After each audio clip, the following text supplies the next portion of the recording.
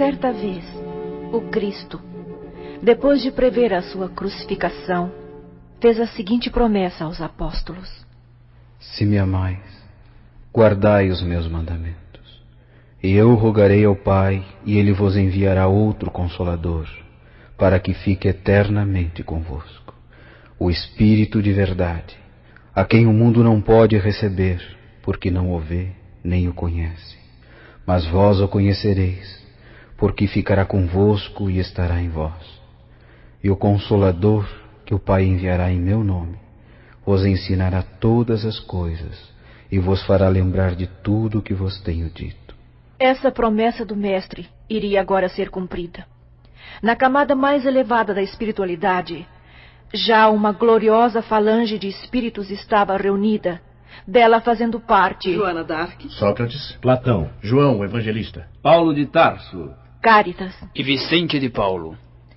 E o Espírito de verdade que iria presidir a reunião, ao adentrar no ambiente, resplandecia como um sol. é o Espírito de verdade. Ouçamos sua mensagem. Meus irmãos, aproxima-se o momento sublime de ser levado à terra o Consolador prometido por Cristo. O Consolador, deveis sabê-lo, é a doutrina de Jesus. Só ela, espalhada pela terra, poderá consolar a humanidade e dirigida até Deus.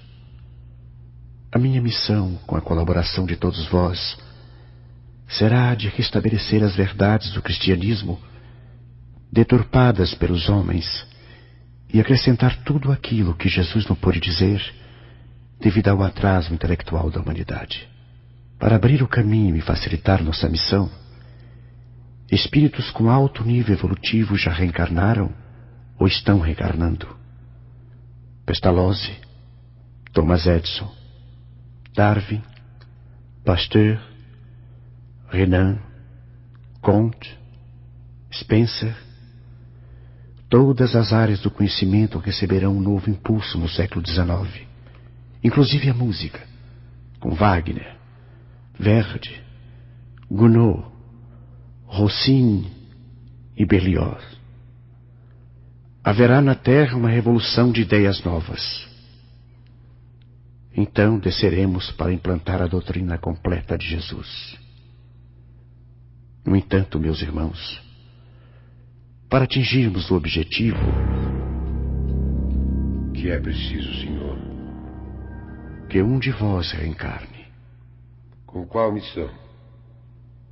A de receber a doutrina que transmitiremos através de sensitivos escolhidos.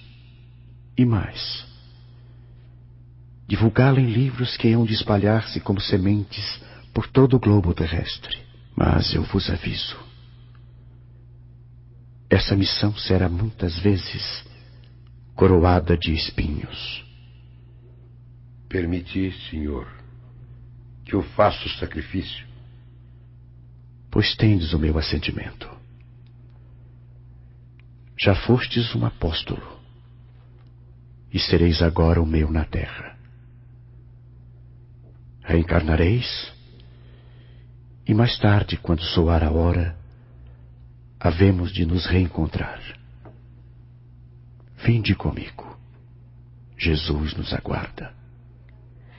E na França, na cidade de Lyon, no dia 3 de outubro de 1804, nasce o menino Denisard, que mais tarde se tornaria conhecido com o pseudônimo de Allan Kardec. A certidão de nascimento, assinada por 2 testemunhas e pelo presidente do tribunal, esclarece que o parto foi realizado pelo médico Pierre Radamel e que o menino nascera às 7 horas da noite, na rua Salá, 76, residência dos pais. Esclarece ainda o mesmo documento oficial que o nome correto do recém-nascido era Denisard Hippolyte Léon Rivail, e seu pai, o Dr. Jean-Baptiste Antoine Rivail, era ele magistrado, um juiz, e a mãe a senhora Jeanne Diamel. Assistido pela falange do Espírito de Verdade, assim que Denisard Hippolyte Léon Rivail completou 6 anos de idade, era o filho único, seus pais o matricularam na escola primária mais próxima. Os cursos elementar e médio duravam 4 anos. O menino, ao concluí-los, pois, em fins de 1814, tinha 10 anos de idade. Alguns de seus parentes haviam se dedicado à advocacia e à magistratura, como seu próprio pai. Mas Denizar mostrava já interesse pelo estudo das ciências e da filosofia. E enquanto o imperador Napoleão Bonaparte seguia preso para a ilha de Santa Helena, após ser derrotado em Waterloo, o menino Denizar seguia em companhia de seus pais para a tranquila cidade de Yverdun, na Suíça, a fim de estudar no instituto dirigido pelo famoso educador Henri Pestalozzi. Pestalozzi, que fazia parte da falange do Espírito de Verdade, reencarnara em 1746 na Suíça e, com apenas 21 anos de idade, divulgara pela imprensa uma série de artigos sobre a depravação geral dos costumes e o despotismo da nobreza sobre as classes mais humildes. Mas a sua grande preocupação era a educação, principalmente a das crianças pobres, então abandonadas pelos governos aristocratas. E o educador, dotado de comovedora bondade, inicia em 1775 o seu apostolado, recolhendo das ruas 50 crianças órfãs de pai e mãe. Crianças mendigas, cobertas de trapos, sarna e de outros parasitas. E com enorme dificuldade material, mas transbordando amor, o sublime educador deu-lhes teto, alimento e instrução. Ensinou-lhes inclusive o trabalho manual. E tão amado era pelas crianças que elas o chamavam de Pai Pestalozzi. Mas o educador, ao fim de alguns anos, viu-se obrigado a fechar as portas de seu primeiro instituto. Mais tarde, ele confessaria: Vivi durante anos inteiros rodeado por mais de 50 crianças mendigas. Dividi com elas o meu pão. Vivi, por minha vez, como um mendigo, para ensinar os mendigos a viver como homens. Em outra cidade, Pestalozzi repetiu o exemplo, recolhendo nas ruas 150 crianças totalmente desamparadas. Entre os seus princípios pedagógicos, destacava-se o respeito pela individualidade da criança. E proclamava que o relacionamento entre o professor e o aluno devia ser baseado não no medo, mas no amor. Isso o mestre o disse numa época em que se infringia aos alunos castigos corporais. Espírito notável, ele usava a educação, inclusive como meio de reforma social. Considerado um gênio, Pestalozzi foi o fundador da educação popular moderna e o fundador da pedagogia social. Dos seus livros é que mais tarde surgiu a ideia da criação de instituições pré-escolares, parques infantis, jardins da infância, escolas maternais, maternidades e lactários. O Instituto de Pestalozzi funcionou em diversas cidades e instalou-se em Yverdun somente em 1805, tendo as portas abertas para as crianças pobres e ricas. Além de instrução, Pestalozzi transmitia às crianças educação moral, procurando despertar-lhes o sentimento religioso, sem, no entanto, impor dogmas. Entre os seus alunos destacou-se o alemão Carlos Ritter, que se tornou sábio e ficou na história da ciência como precursor da antropogeografia. Quando o menino Denizar Hippolyte Léon Rivaio atravessou os grandes jardins floridos do castelo de Lohengrin, onde funcionava o instituto a fim de ser matriculado como pensionista, Pestalozzi já tinha 58 anos de idade. O desenvolvimento intelectual de Denizar, orientado por Pestalozzi, fazia parte do plano da espiritualidade superior. Pestalozzi admirava-se da facilidade com que o novo aluno assimilava os conhecimentos. E Denizar, ao completar 14 anos de idade, foi incumbido de dar aula aos seus colegas menos adiantados. E alguns anos depois, merecendo de Pestalozzi absoluta confiança, passou a substituí-lo na direção do instituto, quando o velho mestre saía pela Europa a criar, a pedido dos governos, escolas semelhantes à de Yverdun. Bacharel em ciências e letras, sabendo falar e escrever o alemão, o inglês, o espanhol, o italiano e o holandês, Denizar, no portão do castelo, despediu-se de Pestalozzi como quem se despede de um pai. Apertou-lhe a mão, Abraçou-o e, comovido, beijou-o na face. Adeus, meu mestre. Adeus, meu filho. Prometo enviar notícias, mas é desejo meu criar na França um instituto igual ao seu. As crianças francesas certamente hão de agradecer-lhe. Que Deus o ampare na vida que vai iniciar, meu filho.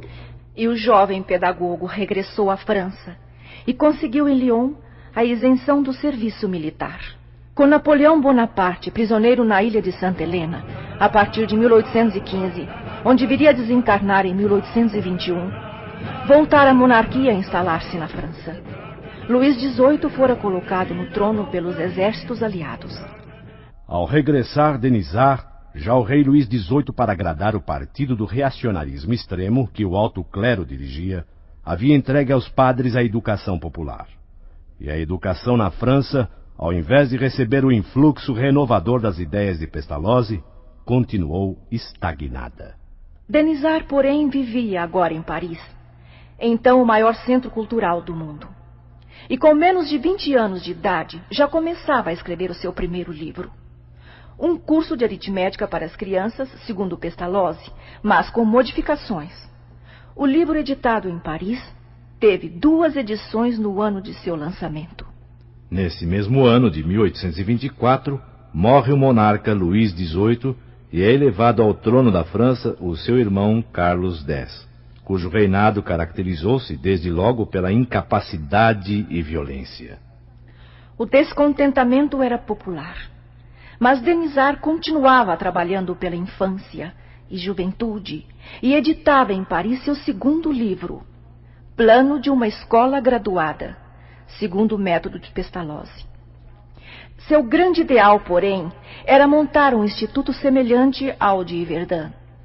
E Denisard, no silêncio de seu quarto, refletia. Um instituto em Paris. Eis o que é necessário. Os educadores, visitando-o, criariam outros iguais. E assim as ideias de Pestalozzi se imporiam mais rapidamente na França. Mas Denisard não tinha capital. Fazia-se necessário um sócio capitalista.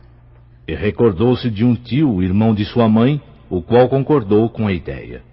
E Denisard instalou o Instituto Técnico Rival, na Rua Sèvres, 35, no elegante distrito de Luxemburgo.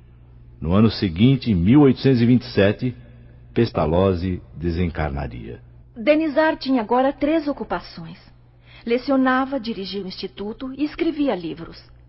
Em 1828, não tendo ainda 25 anos completos, publicou um Plano para a Melhoria da Educação Pública, no qual propôs a criação de uma escola teórica e prática de pedagogia inexistente em França. E enviou o plano aos membros do parlamento. Denisard, então, já era diretor do Instituto da Academia de Paris. A situação política, no entanto, agravara-se. O rei Carlos X, obcecado pelo absolutismo real, amordaçou a imprensa, investiu contra o alistamento eleitoral e dissolveu as câmaras, impedindo que 270 deputados da oposição tomassem posse. A insurreição de Paris era iminente. Em julho de 1830, instala a Segunda Revolução Francesa, tramada nas sociedades secretas do país. Barricadas foram erguidas nas ruas e praças de Paris. Foram 3 dias de pavor com a artilharia e a fuzilaria. E Carlos X foge para a Inglaterra, antes mesmo das tropas reais serem vencidas. E a coroa da França é colocada na cabeça de Luís Felipe, que a manteve durante 18 anos. É absolutamente certo que Denisard, ao contrário da juventude francesa, não participou da Revolução. Sua formação baseava-se no amor universal. A fraternidade para o jovem educador não era apenas uma palavra, era uma filosofia de vida. E com a instalação da monarquia liberal, que deu tranquilidade à França, voltou Denisard a abrir a porta de seu instituto. Corria o ano de 1831, e Denisard deu à publicidade quase que simultaneamente 3 novos trabalhos, que firmaram seu nome na área da pedagogia. O primeiro, Memória sobre a Instrução Pública, ele enviou à comissão encarregada pelo governo de preparar um projeto de lei sobre o ensino. O segundo, uma gramática francesa clássica, de acordo com um plano novo, em cujas páginas revelava o profundo conhecimento linguístico. E o terceiro, qual o sistema de estudos, mais em harmonia com as necessidades, enviado à Real Academia de Ciências de Arras, foi premiado. Foi nesse ano de 1831 que Denisard conheceu aquela que seria sua companheira.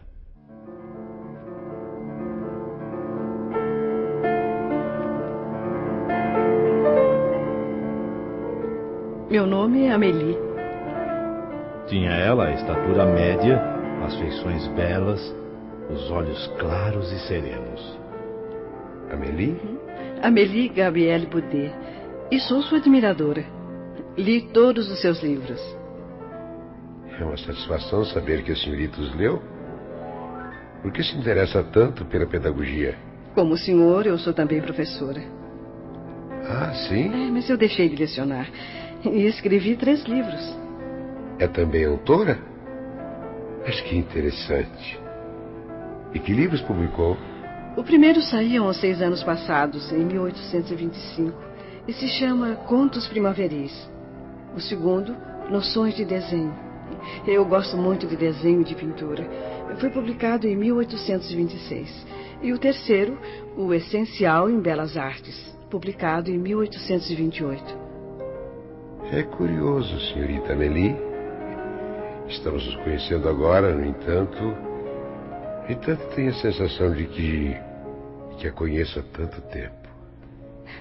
É uma sensação muito estranha. Bem, Sr. Denisard, já que me fez essa confissão, eu devo lhe dizer que sinto a mesma coisa. E pode me chamar de Gabi. É como os amigos me tratam.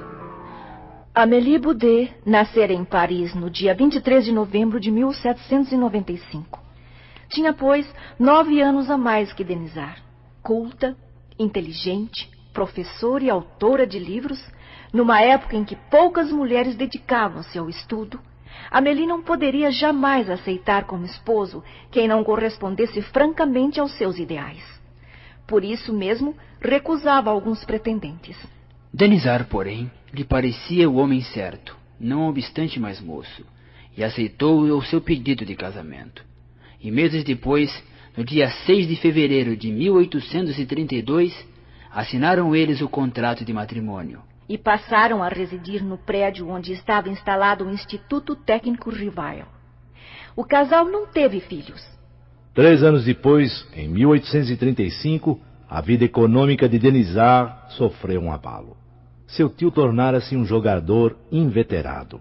O instituto, à beira da falência, entrou em liquidação, cabendo a cada sócio 45 mil francos. Essa quantia, Denisard e Amélie confiaram a um amigo, um negociante. E um segundo abalo não se fez tardar. O amigo, realizando maus negócios, deixou o casal sem 1 centavo. 2 abalos em seguida. Dir-se-ia que a espiritualidade experimentava a fibra de ambos. Mas Denisard, amparado pela esposa, entregou-se tenazmente ao trabalho. Passou de dia a cuidar da contabilidade de 3 firmas e à noite a escrever livros pedagógicos. Fez também traduções de obras clássicas, alemãs e inglesas. Sua vida profissional foi equilibrando-se, sempre amparado pela valorosa Amélie Boudet, que se tornou, por assim dizer, sua secretária. Mais tarde, Denisard deixou as 3 firmas e passou a organizar os cursos que o professor Levi Alvarez, seu grande amigo, dava no bairro de Saint-Germain. Em parceria com ele, escreveu 2 obras. Logo depois, começava a lecionar no Liceu Polimático. E em seguida, sua carreira pedagógica foi coroada. A Universidade de França adotara os seus livros.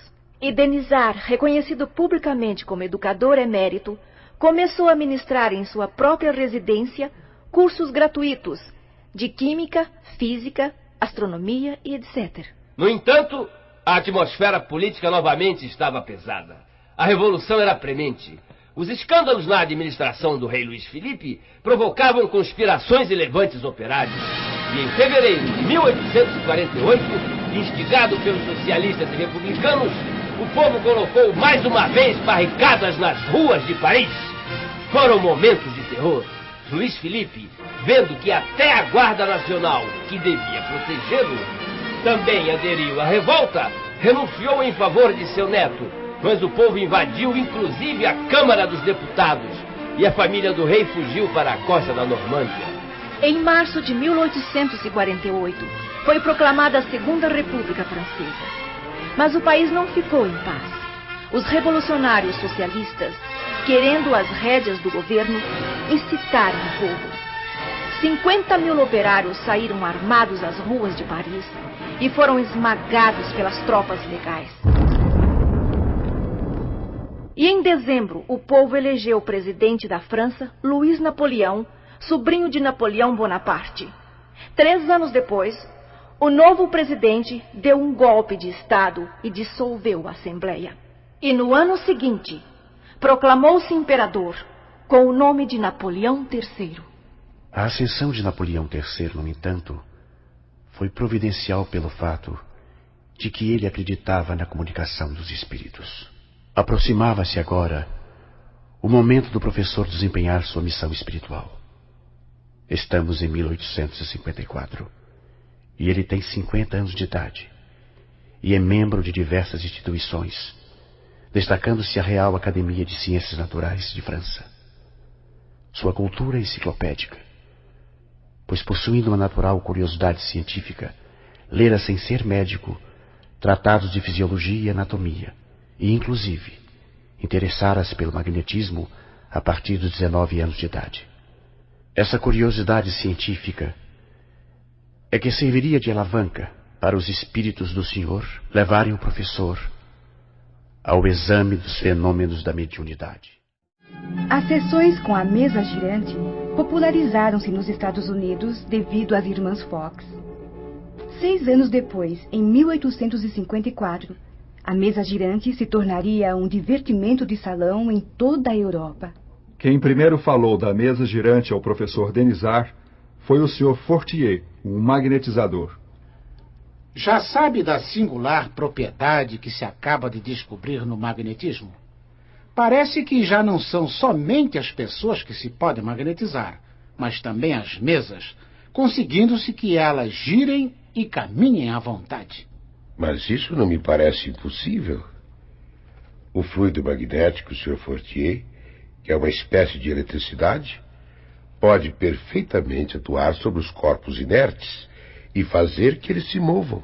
E semanas depois... Temos uma coisa muito mais extraordinária. Não só se consegue que uma mesa se mova magnetizando-a, como também que fale. Interrogada, ela responde através de batidas. Isto agora é outra questão. Só acreditarei vendo. E quando me provarem que uma mesa tem cérebro para pensar, nervos para sentir e que possa tornar-se sonâmbula. Até lá, permita que eu não veja no caso mais do que um conto para fazer-nos dormir em pé. Em janeiro de 1855, o professor encontrou-se com um velho conhecido chamado Carlotte. E pela primeira vez ouviu dizer que a mesa era movida pelos espíritos. Mas o Sr. Carlotte falara com muito entusiasmo e o professor acautelou-se. Em maio deste mesmo ano, porém, eis que a falange do espírito de verdade apertou o cerco. O professor Denisard fora levado por Fortier à casa da sonâmbula Sra. Roger, e lá encontraram o Sr. Patier e a Sra. Pleine-Maison, que também lhe disseram que os fenômenos com a mesa eram produzidos pelos espíritos. O professor sabia que o Sr. Patier era possuidor de muita cultura e aceitou o convite para participar das experiências que se faziam na residência da Sra. Pleine-Maison, a Rua Grange Batelier, número 18. Denisard foi na terça-feira seguinte em companhia de Amélie Goudet. Prédio este. Muito elegante. Vejamos o que vai acontecer. Estou emocionada. A emoção, Amélie, dificulta a análise dos fatos. Fique tranquila. Subamos a escada. Ao regressar à sua casa, o professor já não duvidava do fenômeno, mas não admitia ainda fosse produzido pelos espíritos. De qualquer forma, pressentiu no passatempo que faziam daquelas sessões como que a revelação de uma nova lei, que resolveu estudar a fundo. O cerco da espiritualidade superior fechava-se cada vez mais, e Denisard Hippolyte Léon Rivail já não podia deixar suas pesquisas. Voltou inúmeras vezes à casa da Sra. Pleine-Maison e ficou conhecendo o Sr. Baudin, que o convidou a assistir às sessões semanais efetuadas em sua casa. Nós moramos na rua Rochechouart. É perto daqui, professor. A rua Rochechouart é continuação da rua Cadet. Uns 15 minutos a pé, professor. Como é seu nome? Caroline Baudin. Tenho 16 anos, professor. E a senhorinha? Julie, somos irmãs. Eu tenho 14 anos, professor. Os espíritos escrevem numa lousa quando eu e Caroline pomos os dedos na borda de uma cesta bem pequenina com o lápis preso em um dos cantos. O professor começou a frequentar as reuniões da família Baudin em agosto de 1855. A escrita com a cesta era feita com a participação das duas meninas a um só tempo, e as respostas, com muita rapidez, eram redigidas no idioma em que a pergunta havia sido formulada. E mais, os espíritos respondiam, inclusive, às perguntas mentais, e cada um deles apresentava uma caligrafia. O professor já não tinha dúvidas. Era uma inteligência estranha quem produzia aqueles fenômenos. Com o método científico empregado pelo professor Denisard, as sessões tomaram um novo rumo. Não mais se faziam perguntas fúteis aos espíritos. O professor levava para cada sessão uma série de perguntas relacionadas à filosofia, à psicologia e à natureza do mundo espiritual, e obtinha sempre respostas com precisão, profundeza e lógica, surpreendendo os assistentes. Mais tarde, ele receberia de milhares de médiuns espalhados por quase todo o globo mensagens com igual teor, provando assim os espíritos a autenticidade de seus ensinos. O espírito de verdade, no entanto, não havia ainda se revelado.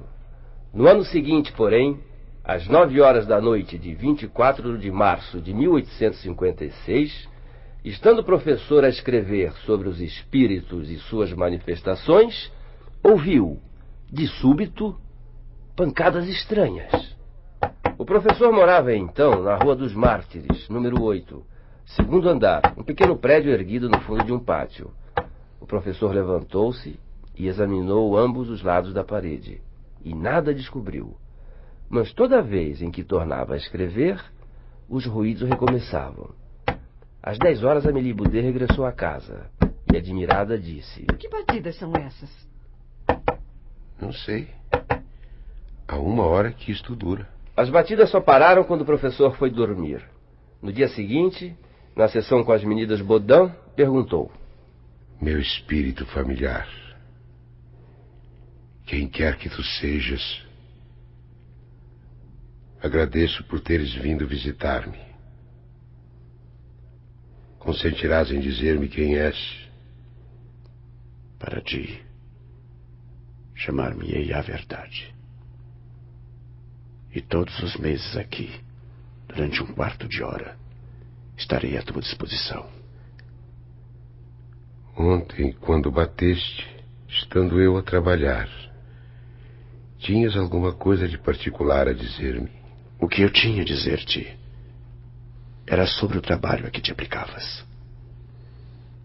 Desagradável-me o que escrevias e quis fazer que o abandonasses. A tua desaprovação era referente ao capítulo que eu escrevia ou ao conjunto do trabalho? Ao capítulo de ontem. Submeto-o ao teu julgamento. Se o releres, reconhecerás tuas faltas e as corrigirás. Eu mesmo não me sentia satisfeito com esse capítulo e o refiz hoje. Está melhor? Está melhor, mas ainda não satisfaz. Relê da 3ª 30ª linha e com um grave erro depararás. Rasguei o que escrevera ontem. Não importa. Isso não impediu que a falta continuasse.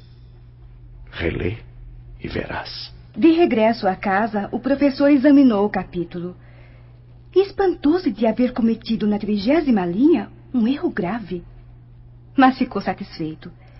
Tinha agora a certeza de que todos os seus escritos eram analisados, frase por frase, pela espiritualidade superior. Por essa época, já ele participava também das sessões com a senhorita Jaffé, médium sonâmbula e notável psicógrafa. As comunicações eram transmitidas através da então chamada cesta de bico. Foi numa dessas sessões que, pela primeira vez, ouviu dizer de sua missão, embora de maneira vaga. Deixará de haver religiões, mas uma se fará necessária, verdadeira, grande, bela e digna do Criador. Seus primeiros alicerces já foram colocados. Quanto a ti, Rivaio, a tua missão é aí.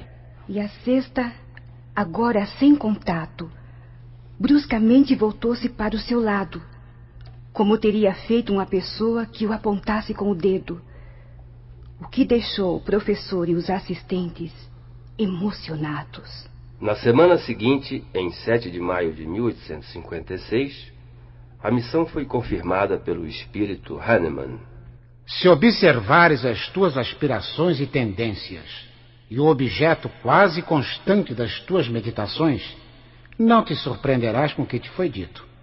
Tens de cumprir aquilo com que sonhas desde longo tempo. É preciso que nisso trabalhes ativamente para estares pronto, pois mais próximo do que pensas, vem o dia. A confirmação definitiva da missão somente poderia ser dada pelo Espírito de Verdade. E no dia 12 de junho de 1856, tendo por médium a senhorita Aline Carlotti, o grande espírito transmitiu ao professor a seguinte mensagem psicografada. Confirmo o que te foi dito, mas recomendo-te muita discrição se quiseres sair-te bem. E acrescentou: a missão dos reformadores é cheia de escolhos e perigos. Previno-te de que é rude a tua, porquanto se trata de abalar ou transformar o mundo inteiro. Não suponhas que te baste publicar um livro, 2 livros, 10 livros para em seguida ficares tranquilamente em casa. Tens que expor a tua pessoa. Suscitarás contra ti ódios terríveis. Inimigos encarniçados se conjurarão para a tua perda. Hás de te ver a braços com a malevolência, com a calúnia, com a traição mesma dos que te parecerão mais dedicados. As tuas melhores instruções serão desprezadas e falseadas. Por mais de uma vez sucumbirás sob o peso da fadiga. Numa palavra,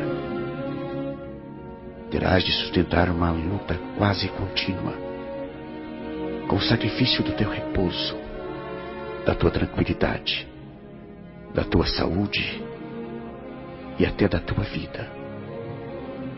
Pois sem isso, viverias muito mais tempo. Diante do professor, o futuro estava escrito com letras de fogo. E o Espírito de Verdade ouviu de seus lábios a resposta que já sabia de antemão. Espírito de Verdade, agradeço os teus sábios conselhos. Aceito tudo, sem restrição e sem ideia preconcebida. E profundamente emocionado, quase sem poder conter as lágrimas, cheio de humildade, orou.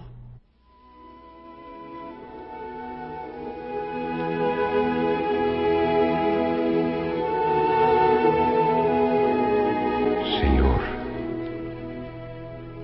pois que dignaste lançar os olhos sobre mim para cumprimento dos teus desígnios, faça-se a tua vontade. Está nas tuas mãos a minha vida. Dispõe do teu servo. Reconheço a minha fraqueza diante de tão grande tarefa. A minha boa vontade não desfalecerá. As forças, porém, talvez me traiam. Supre a minha deficiência, Senhor. Dá-me as forças físicas e morais que me forem necessárias. Ampara-me nos momentos difíceis e com teu auxílio e dos teus celestes mensageiros, tudo farei para corresponder aos teus desígnios. As palavras do Espírito de verdade eram proféticas. Mais tarde, o missionário experimentaria todas as vicissitudes previstas. Somente em fins de 1856, os originais de O Livro dos Espíritos ficaram concluídos. Faltava apenas a revisão, que foi feita, inclusive, pelos espíritos, os quais se serviram de diversos médiuns. Primeiro, de Caroline Julie Baudin, que paralisaram o trabalho por haverem se casado e deixado Paris. Depois, da senhorita Jaffé. Pronta a obra, restava agora colocar na capa o nome do responsável. E o professor, ao invés de seu nome, assinou Allan Kardec, o nome que tivera em outra existência. E no dia 18 de abril de 1857, foi lançado o Livro dos Espíritos, cumprindo-se assim a promessa de Jesus de enviar o Consolador.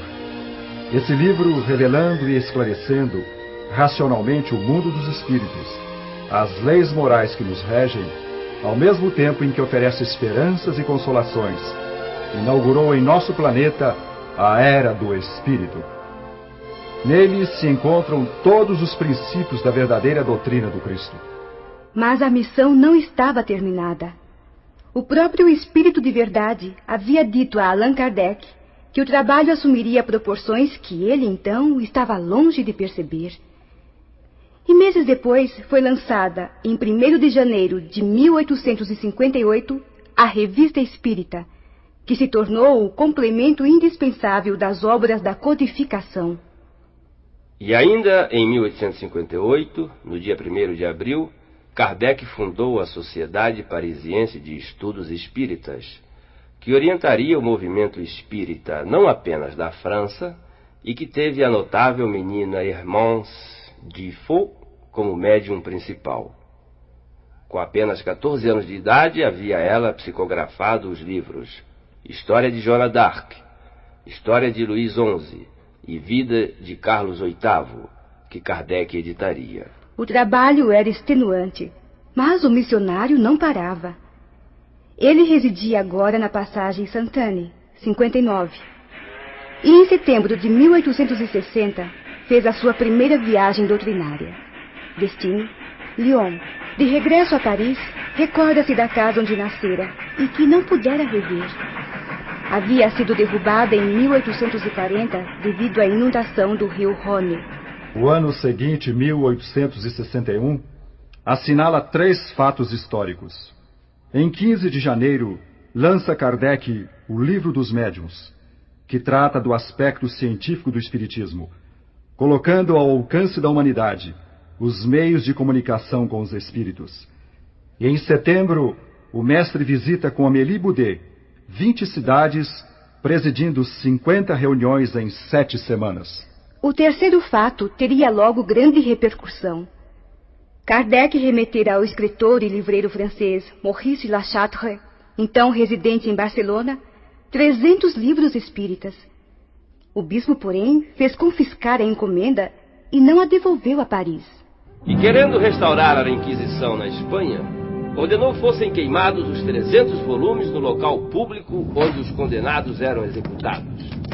Allan Kardec, então, pela Revista Espírita, que já tinha assinantes em quase todo o mundo, proclamou: Espíritas de todos os países, não esqueçais a data de 9 de outubro de 1861. Será marcada nos anais do Espiritismo. Que ela seja para vós um dia de festa, e não de luto, porque é o penhor de vosso próximo triunfo.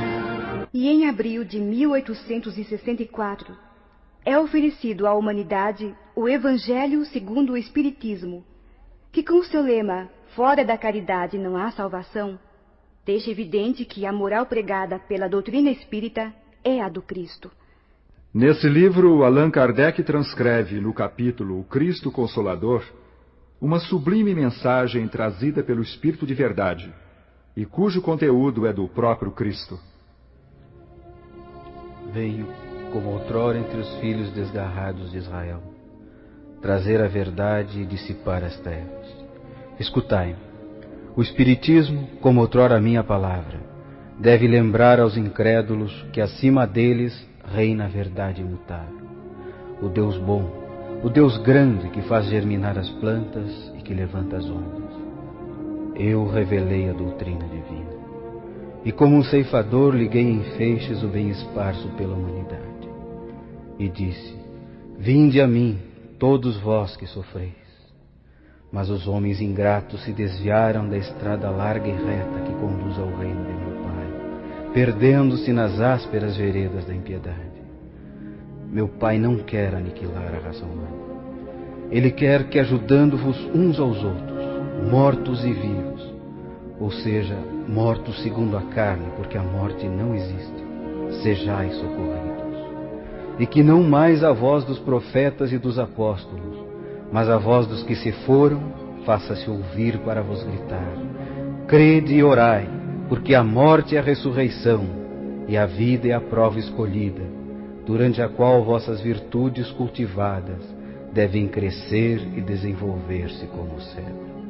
Homens fracos, que vos limitais às trevas de vossa inteligência, não afasteis a tocha que a clemência divina vos coloca nas mãos, para iluminar vossa rota e vos reconduzir, crianças perdidas, ao regaço de meu Pai. Estou demasiadamente tocado de compaixão pelas vossas misérias, por vossa imensa fraqueza, para não estender a mão em socorro aos infelizes extraviados, que vendo o céu, caem nos abismos do erro. Crede, amai, meditai sobre todas as coisas que vos são reveladas. Não mistureis o joio ao trigo, as utopias com as verdades. Espíritas, amai-vos, eis o primeiro mandamento. Instruí-vos, eis o segundo. Todas as verdades se encontram no cristianismo. Os erros que nele se enraizaram são de origem humana. E eis que de além-túmulo, que acreditáveis vazio, vozes vos clamam. Irmãos, nada perece. Jesus Cristo é o vencedor do mal. Sede vós os vencedores da impiedade. Um ano depois de lançado o Evangelho, eis que no dia 17 de setembro de 1865 é fundado no Brasil, na cidade de Salvador, o primeiro centro espírita, o Grupo Familiar do Espiritismo. E em 1º de agosto de 1865, Allan Kardec lança o 4º livro da codificação, O Céu e o Inferno, baseado em comunicações mediúnicas recebidas do mundo inteiro e com idêntico teor, e que destroem o dogma das penas eternas. Kardec continua firme em seu trabalho apostolar. Faz viagens doutrinárias, dirige a Sociedade de Estudos Espíritas e a Revista Espírita. Responde centenas de cartas que lhe chegam, inclusive do outro lado do globo. Escreve livros e, com artigos magistrais, refuta os principais opositores da doutrina. Os espíritos recomendam-lhe repouso, mas ele continua a levantar-se às 4:30 da madrugada, mesmo no inverno, pois já fora avisado que não ficaria na terra por muitos anos mais. E em janeiro de 1868, publica o 5º e último livro da codificação, A Gênese, os milagres e as predições segundo o Espiritismo. E sentindo próximo o desenlace, redige um projeto para a constituição do Espiritismo. Estava concluída sua missão, ou seja, restabelecer na terra o cristianismo, em espírito e verdade.